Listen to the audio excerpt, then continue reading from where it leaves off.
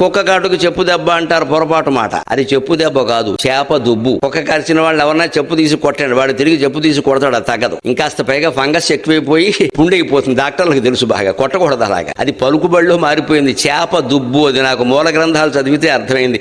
ఏం మారిపోయిందిరా భాష అనుకున్నా. చేప దుబ్బు. చేపలు గుడ్లు గట్టున పెడతాయి. ఎక్కడ పెడతాయంటే గడ్డి దుబ్బు బాగా ఉండే చోట పెడతాయి. ఆ చేప గుడ్లు పెట్టేటువంటి గడ్డిని చేప దుబ్బు అంటారు. ఆ చేప దుబ్బు పసరు తీసి కుక్క కాటు వేసిన చోట వేస్తే అది తగ్గుతుంది. కుక్క కాటుకి చేప దుబ్బు. అది పలుకుబడిలో చేప దుబ్బు చెప్పుదే అయిపోయి మన కర్మకాలి. టిట్ ఫర్ టాట్ అని ఇంగ్లీషుకి అనువాదం కూడా అయిపోయింది. చిలక మీరు రామచిలుక అంటారు, గమనించండి. చిలకనే అంటారు రామచిలుక, రామకోకిల, రామకాకి, రామకోడి లేవండి. ఏ పక్షికి ఒక చిలక్కే రామచిలుక ఎందుకు తెలుసా? రాముడు ఏకపత్ని వ్రతుడు. చిలుక ఆడ చిలుకైనా మగ చిలుకైనా సరే ఒక చిలుకతో జత కడితే జీవితాంతం అదే చిలుక, దాని ప్రాణం పోయిన మార్చదండి. అది చిలుక, రామచిలుక.